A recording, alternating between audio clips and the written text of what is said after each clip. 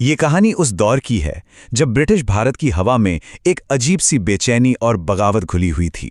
एक ऐसा वक्त जिसने इतिहास के पन्नों पर खून और क्रांति से एक अमर गाथा लिख दी। ये गाथा है भगत सिंह की, एक ऐसे नौजवान की जिसकी आवाज एक पूरी पीढ़ी की धड़कन बन गई। देखिए, हर बड़े इनकलाब की शुरुआत ना एक छोटी सी चिंगारी से ही होती है, पर वो कौन सी चिंगारी थी जिसने एक बच्चे के दिल में क्रांति की वो आग जलाई थी।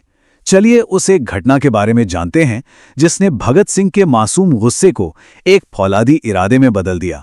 जलियांवाला बाग का वो नरसंहार, उसने पूरे मुल्क की रूह को झंझोड़ कर रख दिया था।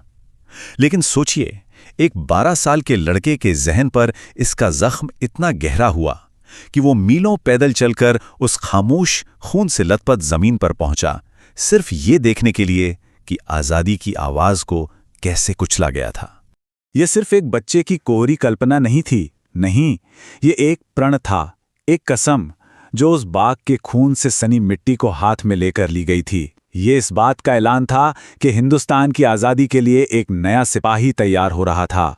तो हुआ यूं कि जब गांधी जी ने असहयोग आंदोलन अचानक वापस ले लिया तो भगत सिंह जैसे हजारों नौजवानों का दिल टूट गया। उनका अहिंसा से यकीन उठने लगा।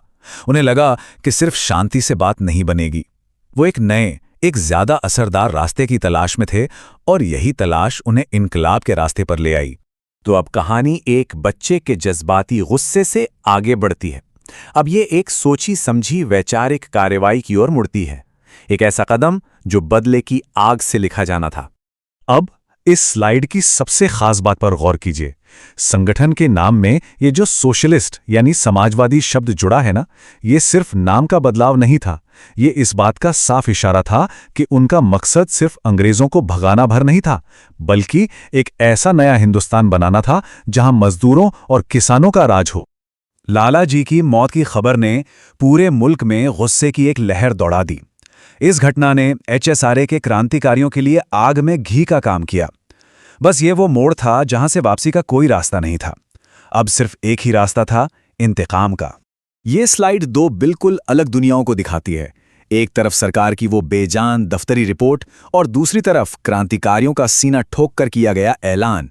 वो छिपना नहीं चाहते थे, वो दुनिया को बताना चाहते थे कि हाँ, ये हमने किया है और क्यों किया है। बदले की इस गुप्त कार्रवाई के बाद अब कहानी एक ऐसे खुले और प्रतीकात्मक कदम की ओर बढ़ती है जिसे ब्रिटिश साम्राज्य की बहरी हो चुकी दीवारों को हिलाने के लिए रचा गया था। HSRA के अगले कदम की फौरी वजह थे ये 2 दमनकारी बिल। ये वो कानून थे जो मजदूरों से हड़ताल करने का और आम लोगों से विरोध जताने का हक छीन रहे थे। ये सीधे सीधे आज़ादी पर हमला था और क्रांतिकारियों ने इसका जवाब देने का फैसला कर लिया था। 8 अप्रैल 1929 सेंट्रल लेजिस्लेटिव असेंबली में जो बम फेंके गए, उनका असली मकसद इन शब्दों में छिपा था। वो हमला किसी की जान लेने के लिए था ही नहीं, वो तो एक बहरी हो चुकी हुकूमत और एक सोए हुए मुल्क को जगाने के लिए था। ये गुस्से में उठाया गया कोई अंधाधुंध कदम नहीं था, बल्कि एक सोची समझी रणनीति थी। सब कुछ पहले से तय था। मकसद किसी को मारना था ही नहीं, मकसद था गिरफ्तारी देना ताकि अदालत को ही अपने विचारों के प्रचार का एक मंच बनाया जा सके। अदालत का फैसला तो आ गया, लेकिन ये अंत नहीं था। ये तो बस एक पर्दा था। असली जंग तो अब शुरू होनी थी और अब लड़ाई का मैदान कोई शहर या गली नहीं, बल्कि जेल की 4 दीवारी बनने वाली थी। एक नई और शायद ज्यादा मुश्किल जंग। ये जो मांगे आप देख रहे हैं, ये सिर्फ बेहतर सहूलियतों के लिए नहीं थी। नहीं, ये अपने सम्मान की, अपनी राजनीतिक पहचान की लड़ाई थी। ये साबित करने की जिद थी कि वो मुजरिम नहीं हैं, वो इनकलाबी हैं जिन्हें राजनीतिक कैदी का दर्जा मिलना ही चाहिए। 63 दिन, ये सिर्फ एक गिनती नहीं है, ये जतेंद्र नाथ दास के उस अनशन की अवधि थी जो उनकी शहादत के साथ खत्म हुई। उनके इस बलिदान ने उन्हें अमर कर दिया और पूरे मुल्क में गुस्से और प्रेरणा की एक ऐसी लहर पैदा कर दी जिसने ब्रिटिश हुकूमत की नींव तक हिला दी।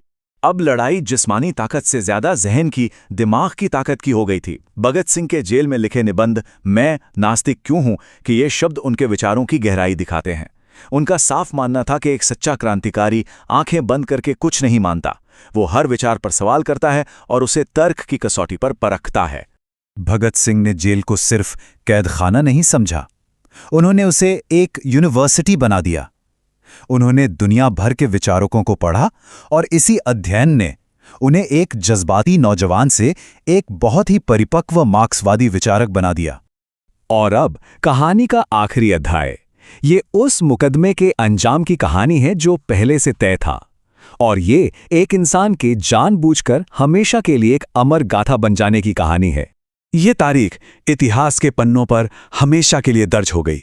ये एक अंत नहीं था, ये एक ऐसी शुरुआत थी जिसने हिंदुस्तान की आज़ादी की लड़ाई का रुख हमेशा के लिए बदल दिया। इन लफ्ज़ों में उनके मन की हालत साफ झलकती है। यहाँ डर का कोई नामो निशान तक नहीं का। यहाँ थी तो बस अपने आदर्शों के लिए सबसे बड़ी कुर्बानी देने की एक निडरता और एक अजीब सी बेताबी। हुकूमत को लोगों के गुस्से का खौफ था, इसलिए उन्होंने भगत सिंह, सुखदेव और राजगुरु के पार्थिव शरीर को दुनिया से छुपाकर रात के अंधेरे में जला दिया। लेकिन उनके इसी डर ने उस अमर गाथा को और भी बुलंद कर दिया जिसे वो मिटाना चाहते थे। असेंबली में फेंके गए पर्चे के ये शब्द आज भी उतने ही सच हैं। यही तो इस पूरी दास्तान का सार है कि जिस्म को तो मारा जा सकता है पर विचारों को नहीं। साम्राज्यों की कब्र पर ही विचारों के फूल खिलते हैं और भगत सिंह के विचार आज भी हमें रास्ता दिखाते हैं। एक इंसान मर सकता है, लेकिन एक विचार, एक आइडिया हमेशा के लिए अमर कैसे हो जाता है? ये सवाल आज भी हमारे जहन में गूंजता है और हमें बलिदान, विचारधारा और विरासत के असली मायनों पर सोचने के लिए मजबूर करता है।